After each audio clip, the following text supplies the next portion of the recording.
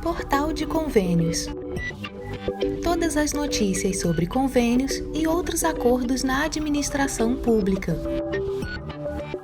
Olá, este é o podcast do Portal de Convênios, um resumo semanal das principais notícias do âmbito da administração pública para você se manter informado em poucos minutos. Confira os municípios ainda não habilitados no VAAT 2024. O Fundo Nacional de Desenvolvimento da Educação, o FNDE, publicou no dia 20 de abril uma relação contendo 2.630 entidades que ainda não estavam aptas para receber a complementação do valor aluno-ano total, o VAAT. Esses dados se referem à condição dos municípios naquela data.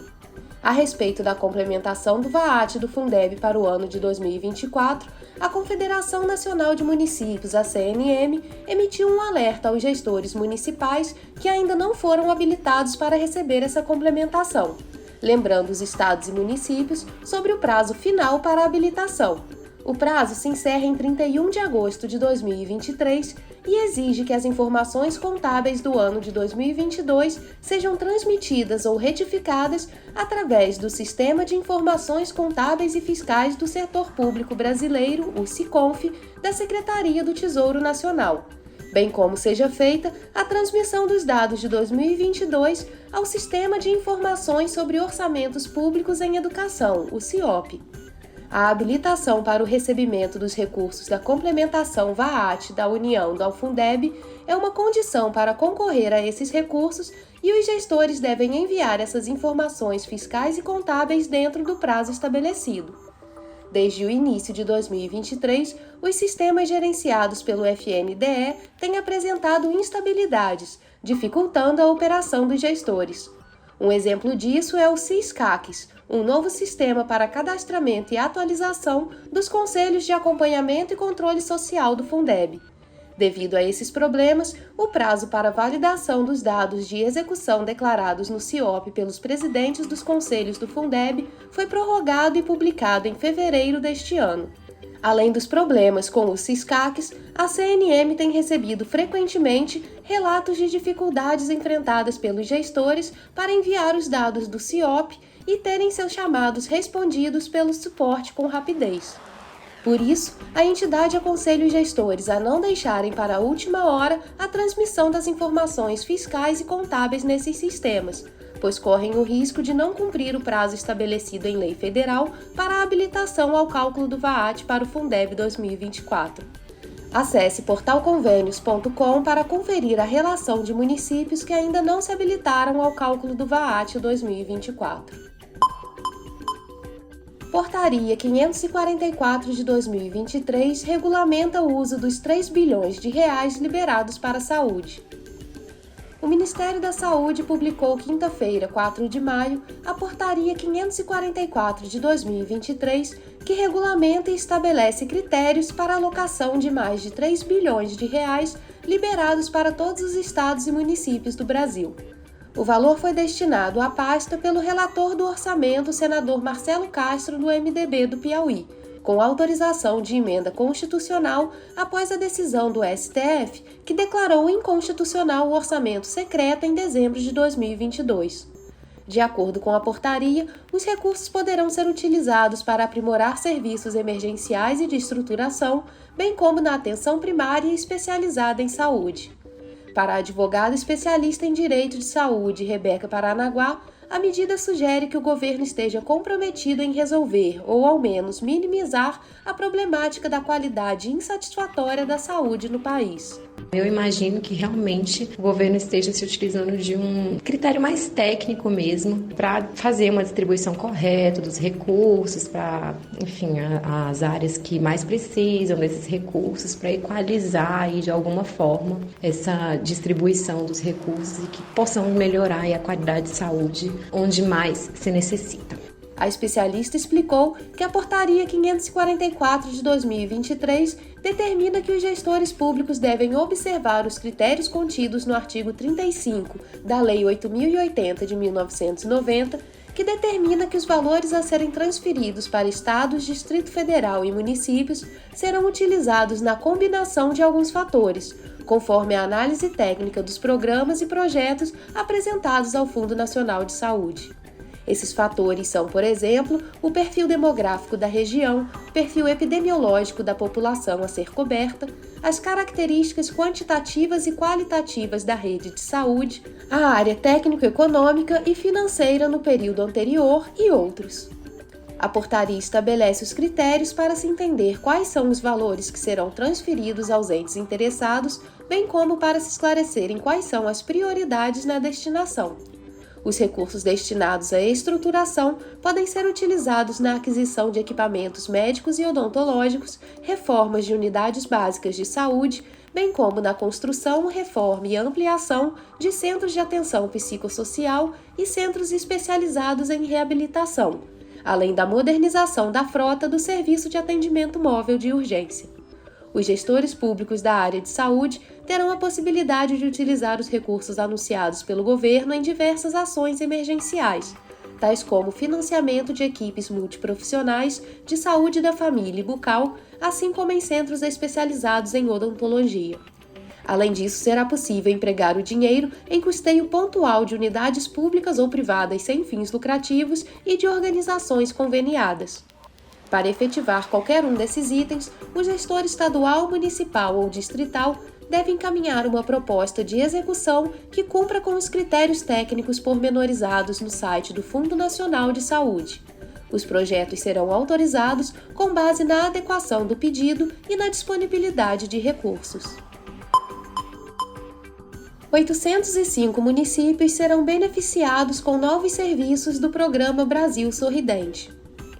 Nesta última segunda-feira, 8 de maio, o presidente da República, Luiz Inácio Lula da Silva, sancionou o projeto de lei número 8.131 de 2017, que incorpora a Política Nacional de Saúde Bucal, mais conhecida como Brasil Sorridente, à Lei Orgânica de Saúde.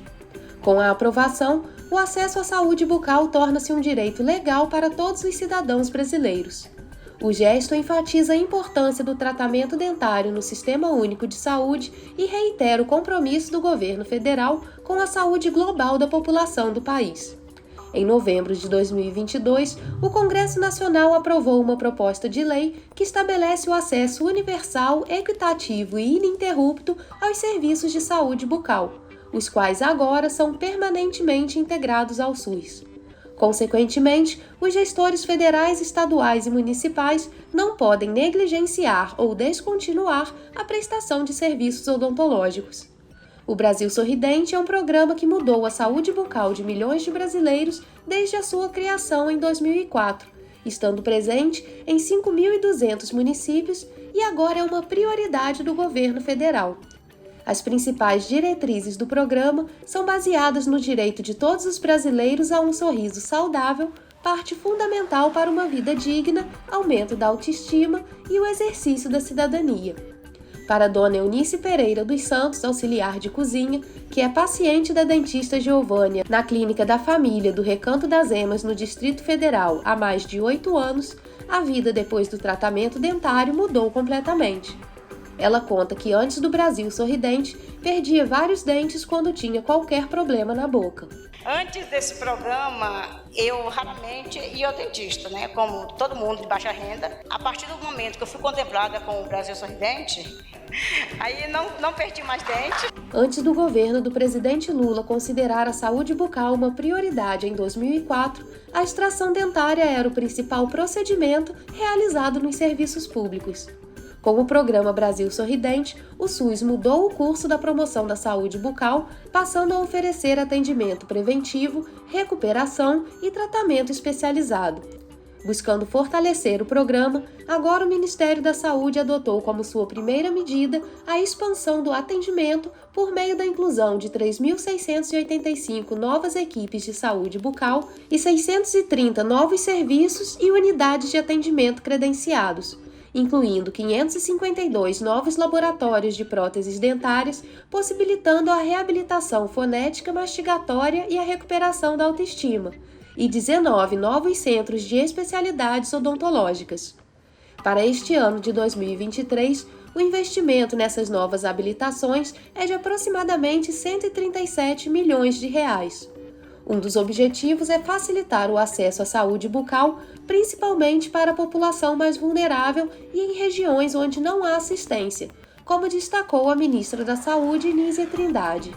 A partir de agora, sobretudo em regiões mais vulneráveis, como o Norte e Nordeste, teremos 1.033 novas equipes de saúde bucal, em 276 municípios. Com as novas habilitações, mais de 10 milhões de brasileiros que não tinham acesso a esse cuidado passam a ser alcançados pelo programa, totalizando mais de 111 milhões de pessoas.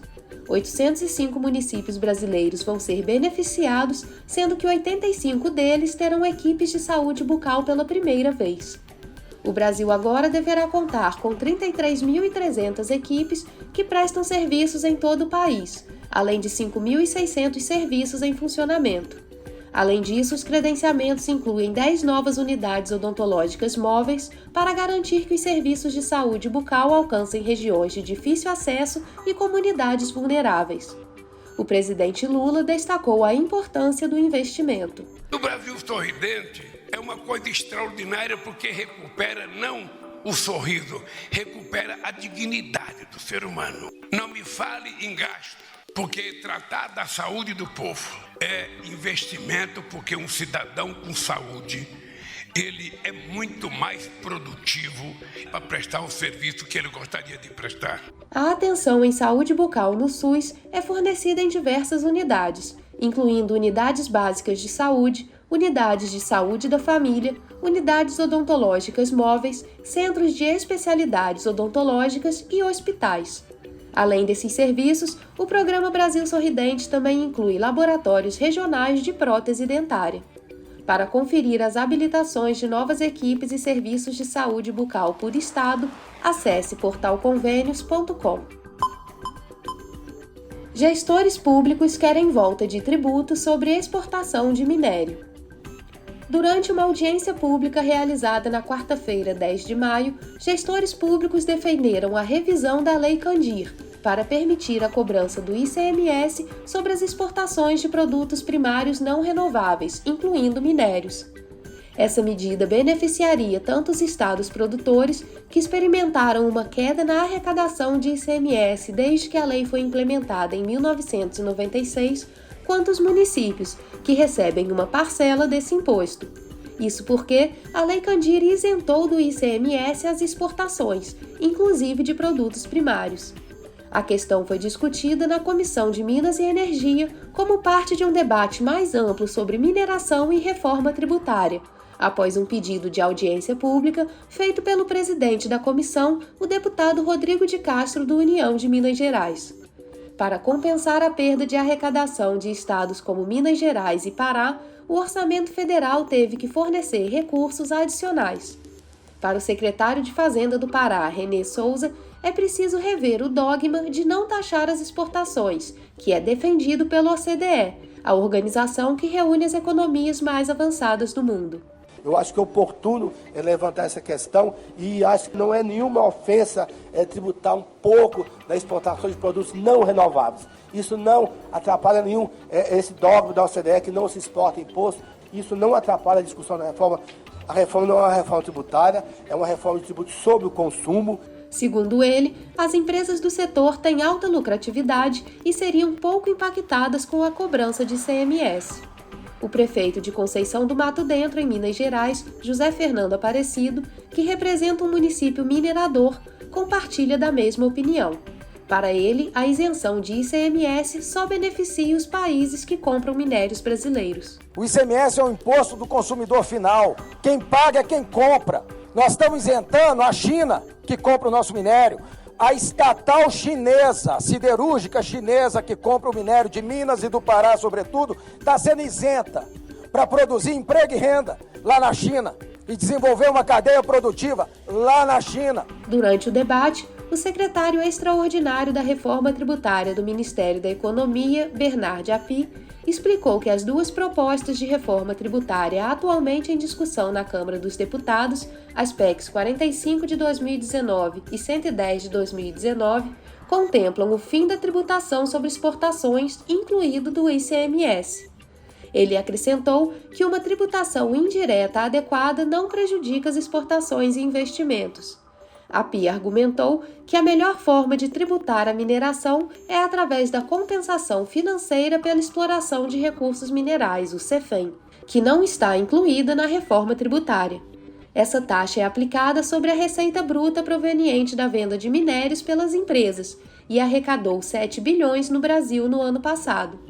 Esses recursos são distribuídos para diversos destinos, principalmente os estados e municípios onde ocorre a produção, de acordo com a Lei 13.540 de 2017. Segundo o Superintendente de Arrecadação e Fiscalização de Receitas da Agência Nacional de Mineração, a ANM, Daniel Polak, o aumento da arrecadação da CEFEM depende exclusivamente de fiscalização, mas é limitado pela infraestrutura insuficiente da agência, incluindo sistemas ultrapassados e falta de pessoal, só havendo 5 fiscais para fiscalizar o país inteiro. As estimativas da ANM é de que a cada R$1 arrecadado de CEFEM, outro R$1 é sonegado. Para os deputados que participaram da audiência pública, é preciso buscar uma solução que beneficie os estados. O presidente da Comissão de Minas e Energia, deputado Rodrigo de Castro, defendeu a derrubada de um veto presidencial que inviabilizou a criação de cargos na Agência Nacional de Mineração. Há um compromisso aí da Câmara dos Deputados, dessa comissão e de quem acompanha aqui, de nós derrubarmos esses vetos. Eles aí não é uma questão de governo, ele até foi feito na gestão passada, mas há realmente uma consciência muito grande do sucateamento que a agência passa, da importância que ela tem para o setor e que essa situação realmente é insustentável. O veto foi feito na lei que abriu o mercado de exploração de urânio à iniciativa privada, mas o ex-presidente Jair Bolsonaro vetou a parte que propunha a criação de 95 cargos de gestão do Fundo de Mineração pela agência reguladora. Esse veto ainda será analisado pelo Congresso Nacional. STF. Municípios podem proibir fogos de artifício barulhentos.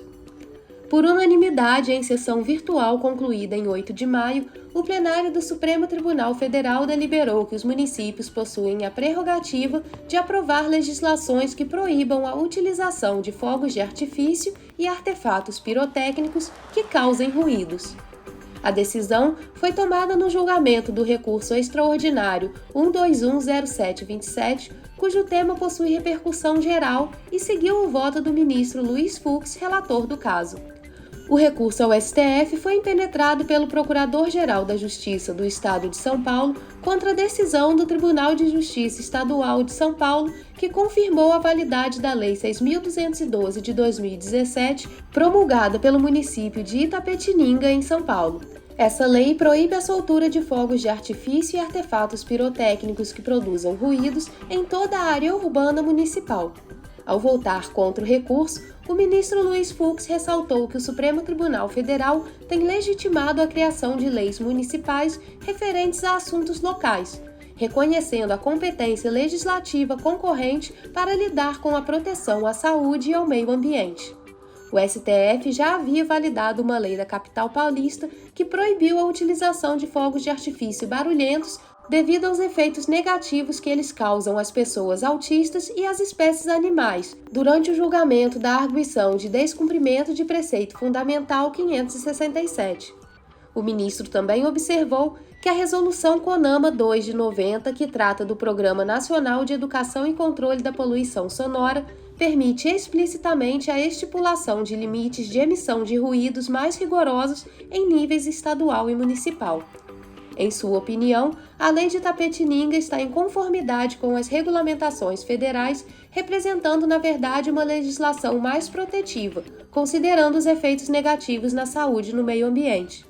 O ministro Fux também considerou a vedação adequada e proporcional, pois busca evitar os malefícios causados pelos efeitos ruidosos da queima de fogos a pessoas com hipersensibilidade auditiva no transtorno do espectro autista, crianças, idosos e pessoas com deficiência, além dos animais. Segundo ele, a lei também não inviabiliza o exercício de atividade econômica, pois a restrição se aplica apenas aos artefatos que produzam efeitos ruidosos, permitindo espetáculos de pirotecnia silenciosos.